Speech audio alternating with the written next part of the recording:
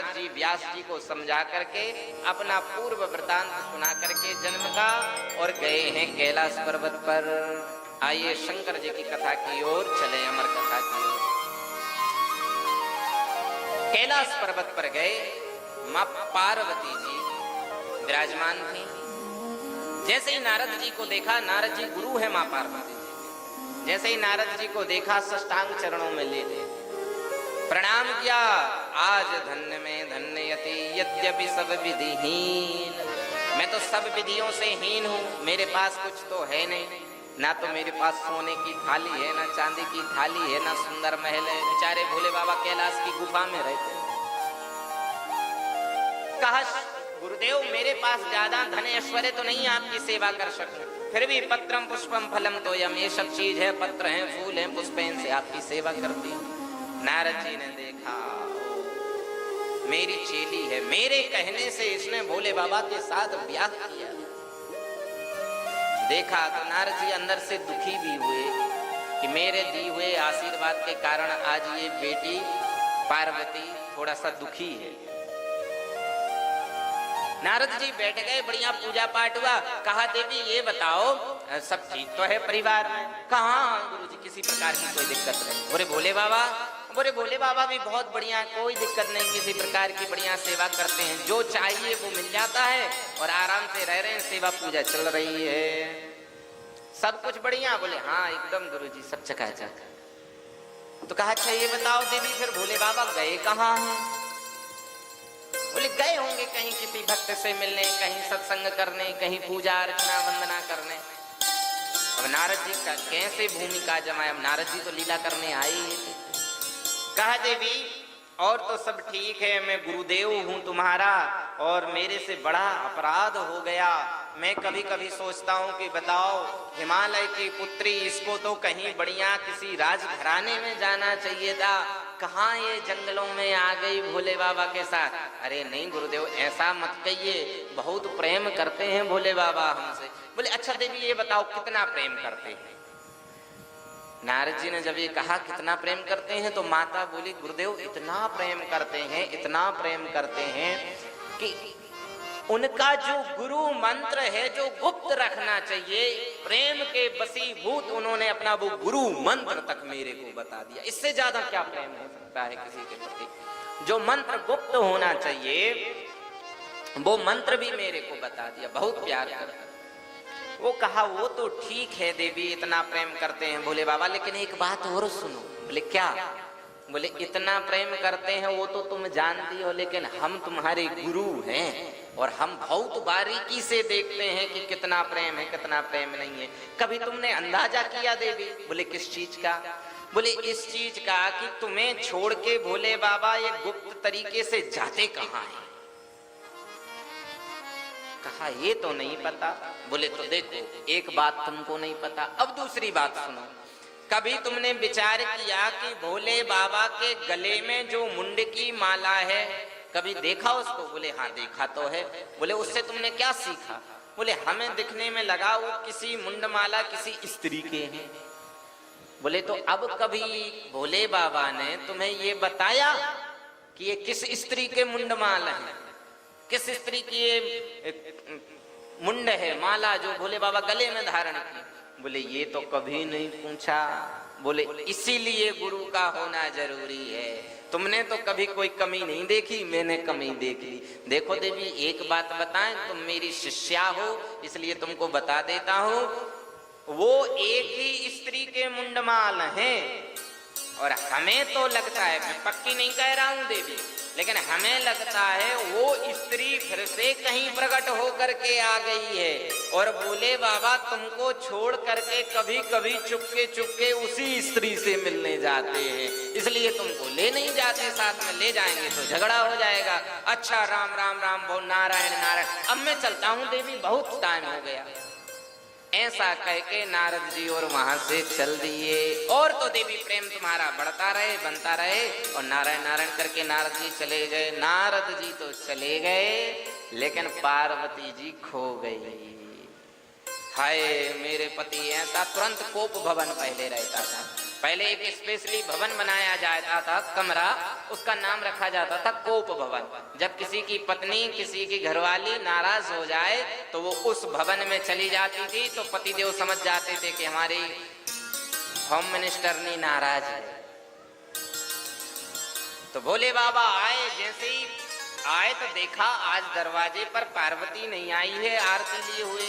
जब पहले आते थे भोले बाबा तो बढ़िया आरती, फूल माला और बढ़िया आरती होती थी। भोले बाबा आज आए तो कुछ नहीं है, न थाली है न फूल माला, यहाँ तक कि पार्वती भी नहीं है। आगे बढ़े तो देखा पूरे गजरे बिखरे हुए हैं, पूरे वस्त्र बिखरे पड़े हैं। अंदर झांक करके देखा तो देखा बाल खुले थे माँ के, और बड़ी क्रोध में आंख लाल लाल।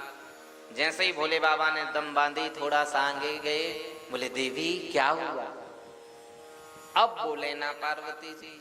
एक बार कहा, दो बार कहा, लेकिन पार्वती जी काहे को बोलने को तैयार। जब बार बार कहा तो पार्वती जी बोली चुप हो जाओ, हमें तुम्हारी कोई बात नहीं सुनना। कहा अरे देवी हुआ क्या? बोले हुआ क्या? कितना विश्वास कर रखा था मैंने तुम्हारे ऊपर। मैं सोचती थी कि जीवन में कुछ सुख नहीं मिला, कम से कम पति का इतना प्रेम तो है मेरे से, ये इस सुख से बढ़कर के क्या सुख हो सकता है। आपने आज हमारा विश्वास तोड़ दिया। जैसे ही विश्वास तोड़ने की बात हुई तो बोले भोले बाबा देवी मैंने किया क्या है? बोले आपने तो कुछ नहीं किया, आपने जो किया है आप तो बताएंगे नहीं। मैं देखो आखिरी बार बोल रही हूँ, जो सत्य बात है वो बता दो। बोले बाबा ने कहा देवी बात क्या है, पहले कुछ बताओ। तो बोले बात सीधी सी ये है कि बताओ आप हमको छोड़ करके अकेले अब मेरी कौन सी वो सौत है जिससे मिलने जाते हो। भोले बाबा ने जैसी सौत की बात सुनी, भोले बाबा समझ गए कि पार्वती को सप्त ऋषियों ने भी बहकाया था विवाह के समय, लेकिन पार्वती जी विश्वास नहीं की थी सप्त ऋषियों का भी। सप्त ऋषियों ने कहा था मैं नारायण से विवाह करवाऊंगा तुम्हारा, मना कर दो भोले बाबा के साथ विवाह के लिए। लेकिन नहीं, नारद जी ने कह दिया था कि भगवान भोलेनाथ से बढ़कर के कोई देवता नहीं है दया करने वाला। तो नारद जी की पक्की चेली है। तो जैसे ही भोले बाबा ने कहा देवी क्या नारद जी आए थे? हाँ हाँ तुम हमारे गुरुदेव से जो चिढ़ते हो। भोले बाबा ने कहा कि जब इज्जत की बात आ जाए तो ज्यादा लांग लपेट नहीं करनी चाहिए। कहा देवी देखो हम इधर की उधर की बात करना नहीं चाहते, हम तुमको बताएं। बोले आज तक आपने स्वामी जो हमसे छुपाया है मुंडों की माला, बताओ एक कौन है ये स्त्री? कहीं आप इसी से तो मिलने नहीं जाते? भोले बाबा ने कहा कैसी बात करती हो तुम देवी, मैं शिव अपने राम जी को आगे रख करके ये वचन दे रहा हूँ, ये मुंडमाला कोई और नहीं देवी, ये सारे मुंडमाला भूतपूर्व में तुम्हारे ही हैं। जब तुम सती बनी, जब तुम उमा बनी, जब तुम भवानी बनी, तुमसे अत्यधिक प्रेम होने के कारण से तुमने जब जब शरीर त्यागा, मैंने उस जलती हुई अग्नि में से तुम्हारे मुंडों को उठाया, अत्यधिक प्रेम होने के कारण से अपने गले में धारण कर लिया। क्यों? क्योंकि देवी तुम श्रद्धा स्वरूप हो, और श्रद्धा गले में धारण करने का विषय है। तुमसे इतना प्रेम है कि मैंने तुम्हें गले में धारण करके तुमसे दूर नहीं हो सका। पार्वती जी चरणों में गिर गई, स्वामी आप धन्य, इतना प्रेम करते हैं मेरे से, हाय मैं क्या क्या बोल डाली आपको। बात तो बन गई, लेकिन दूसरी जगह शंकर जी फंस गए। पार्वती जी ने कहा अच्छा स्वामी एक बात बतलाओ, ये इतने बार मैं मर चुकी हूँ, इतने मेरी मुंडों की माला, और आप अभी तक जीवित हो, आप एक भी बार नहीं मरे। शिव जी ने कहा देवी बात तो सही कह रही हो, इतनी बार तुम अपने प्राणों को त्याग चुकी हो, मेरा कभी विघटन नहीं होता। बोले क्यों नहीं होता? बोले मैंने अब कैसे भेद रखे। अब पार्वती जी पीछे पड़ गई, बताओ ऐसी कौन सी जड़ी बूटी, ऐसी कौन सी दवा तुमने खाई है, ऐसा कौन सा इंजेक्शन लगवाया है कि जिसके कारण से आप अजर अमर हो। अब वो गुप्त रहस्य कैसे खोलें भोले बाबा। लेकिन बाल हट, स्त्रिया हट और वृद्ध हट कभी कोई नहीं जीत पाया इनसे। जब पार्वती जी पीछे पड़ गईं, तो शंकर जी को बोलना पड़ा देवी मैंने अमर कथा सुनी है। तो पार्वती जी पीछे पड़ गईं कि तो फिर मेरे को भी अमर कथा सुनाओ। जिससे मैं अमर हो जाऊं और मैं भी ना मरूं, आप भी ना मरो, हम दोनों सदैव श्रद्धा विश्वास की पूंजी बना के आगे बढ़ते रहे। तो पीछे पड़ी जब, तब नारद जी की लीला को समझे भोले बाबा कि जरूर ये भगवान ही कुछ करवाना चाहते हैं। कैलाश पर्वत को छोड़ करके हिमालय की तलहटी में अमरनाथ की गुफा में पार्वती जी को लिया है। नंदी श्रृंगी भृंगी जितने सर्प नाग बिच्छू सबका त्याग किया। चरित्र तो बड़ा है, इसकी भावनाएं भी बहुत बड़ी हैं कि नंदी को क्यों त्यागा, लेकिन दो तीन चीज मैं बता देता हूं जिससे भाव जागृत हो कथा के प्रति। गंगा जी को सिर पर से इसलिए उतारा शिव जी ने क्योंकि भगवान की कथा कभी सिर पर बैठ करके नहीं सुनी जाती। भगवान की कथा जमीन पर बैठ करके नम्रता के सिंहासन पर बैठ करके सुनी। गंगा जी सिर पर थी, भोले बाबा ने कहा उतरो, सिर पर बैठ करके कथा नहीं सुनोगे। नम्रता के सिंहासन पर नीचे बैठ करके बिना मान सम्मान के कथा सुननी चाहिए। उसमें मान अपमान का कुछ सोचना ही नहीं चाहिए। लोग अपनी पुरानी बातों को लेकर के ना, हम नहीं होंगे सम्मिलित, हम नहीं आएंगे कथा में, इससे क्या होगा, वो भागवत के अपराधी बन जाएंगे। भगवान के आते हुए भी भगवान को नहीं पा पाए वो, इससे बड़ा दुर्भाग्य उनका क्या हो सकता है।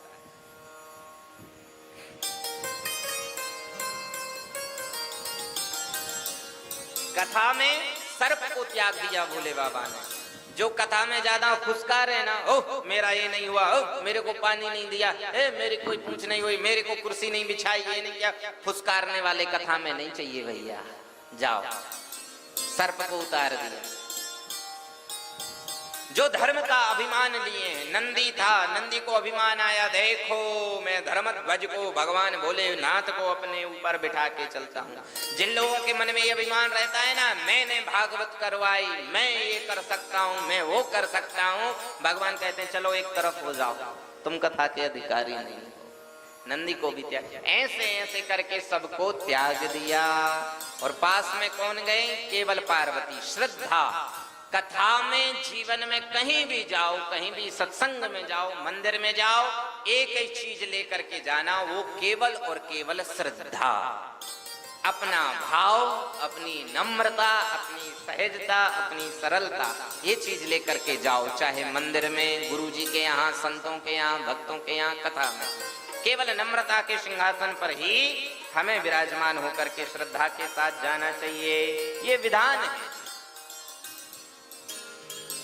पार्वती जी पहुंच गई, आदेश दिया भोले बाबा ने, देखो पार्वती अब कथा शुरू होने वाली है, कोई पापी इस कथा को ना सुन ले, इसलिए इस जगह को पूरा खाली करो। पार्वती जी ने अपने आदेश दिया है, सारे जीव जंतु वहां से दूर हो गए। शंकर जी ने त्रिनेत्र खोला, पार्वती जी से पूछा कि देखो अब मैं तीसरा नेत्र खोलने जा रहा हूँ, सब भस्म करने वाला हूँ, इसलिए देख लो कोई है तो नहीं। पार्वती जी ने खूब खोजा, सब कुछ किया, लेकिन देखा एक जगह एक सुख का शावक अंडज रूप में था। अब पार्वती जी ने सोचा ये तो अभी अंडे के अंदर है, इसका तो कुछ होना ही नहीं है, ये क्या कथा सुनेगा, ये पात्र कुपात्र थोड़ी है। उस अंडे को ला करके पार्वती जी ने सोचा कहीं ऐसा ना हो जाए भोले बाबा त्रिनेत्र खोलें तो ये अंडा भी जल करके भस्म हो जाए, हत्या लग जाए। तो उसको उठा करके धीरे से भोले बाबा के पास रख दिया।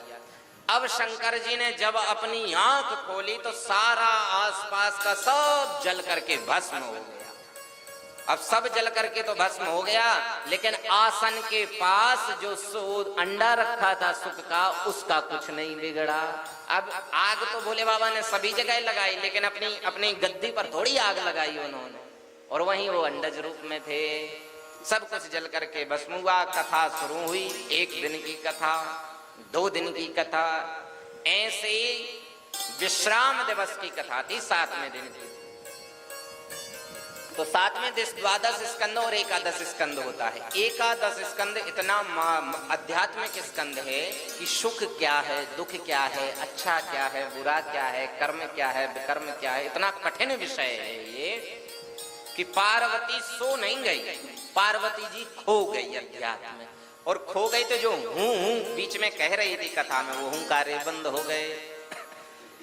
कथा से पुष्ट होकर के अंडज रूप में सुख का जो शावक था वो प्रकट हो गया था तोते के रूप में। और जब कथा सुनी तो हूँ पार्वती की सुन रहे थे, लेकिन भोले बाबा कथा बोलने लगे, हुंकार बंद हुई तो उनको लगा कि कहीं कथा भी बंद ना कर दें भोले बाबा। तो सुख के शावक ने तोते के रूप में वो कहना शुरू कर दिया। कथा पूरी हुई। कथा पूरी होने के बाद में भोले बाबा ने जैसे ही कहा बोलो भागवत भगवान की जय, तो जैसे ये कहा तो पार्वती जी गमसक पका गई। जय जय जय। भोले बाबा ने कहा अभी जय बोली तो अभी 3 बार बोलने की क्या जरूरत है। बोले ओ स्वामी मैं क्या बताऊं, मैं थोड़ा सा खो गई थी। ऐसा है वो 10वें स्कंद 11 स्कंद से फिर कथा सुनाओ। बोले अरे मैंने तो कथा पूरी सुना दी देवी तुमको। बोले नहीं स्वामी हम खो गए थे, हम वो कथा पूरी नहीं सुन पाए वहां से। फिर कौन हुंकारे दे रहा था, चारों तरफ देखा तो फड़ फड़ फड़ फड़ करते हुए सुख का तोता का बच्चा उड़ा और शिव जी का क्रोध आसमान पर है। मेरी कथा पता नहीं किसने सुन ली। अपना त्रिशूल उठाया भोले बाबा ने और पीछे छोड़ दिया। अब आगे आगे शिवदेव भगवान, पीछे पीछे त्रिशूल। अब दौड़ते जा रहे थे। आगे भूख लगी, अब बच्चे के रूप में तो थे, छोटे से थे। भूख लगी तो एक वृक्ष पर उन्होंने एक फल को चोंच मारी। खाना ही चाहते थे कि उसी समय भोले बाबा का त्रिशूल दिखा, और जैसे ही त्रिशूल दिखा तो बिना खाए फिर उड़े वहां से। बताते हैं जिस फल में सुखदेव जी ने चोंच मारी उसी फल पर एक कबूतर और एक कबूतरनी का जोड़ा आया, उसने भी उसी फल को चोंच मारी। आज तक वो कबूतर कबूतरनी का जोड़ा अमर है, मरा नहीं वो आज तक। क्यों? क्योंकि शिव जी और शिव जी के बाद में सुखदेव भगवान ने अमर कथा सुनी, और जो अमर कथा सुनता है वो अमर हो जाता है। और अमर तत्व की अमृत उनकी जीवा पे था, और सुखदेव जी ने जैसे ही उसको चोंच मारी तो वो फल में भी अमृत हो गया, और कबूतर और कबूतरनी के जोड़े ने उसी फल को पाया, तो वो भी आज तक अमर है। जो लोग दर्शन करने जाते हैं अमरनाथ की गुफा, वो देखना वो जोड़ा सफेद कलर का बिल्कुल दिखेगा। कबूतर कबूतरनी का जोड़ा सब सफेद कलर का है, ये प्रमाण है शास्त्र का। दौड़ते दौड़ते सुखदेव भगवान सरस्वती नदी के तट पर वेद व्यास भगवान जहाँ 18,000 श्लोक लिखे थे, उन्होंने आकर के उनकी जो पत्नी थी बिटिका देवी, वो जम्भाई ले रही थी ऐसा मुंह बा करके, आकर के फड़फड़ करते उनके पेट मुख के माध्यम से उनके गर्भ में पहुंच गए। गर्भ में पहुंचे, शंकर जी का त्रिशूल आ ही रहा था। स्त्री को देखा जैसे ही उस त्रिशूल ने तो रुक गया। भोले बाबा आए, ए व्यास जी हमारे शत्रु को बाहर निकालो। कहा आपका कौन शत्रु है स्वामी, रुको तो। बढ़िया पूजन किया व्यास जी ने।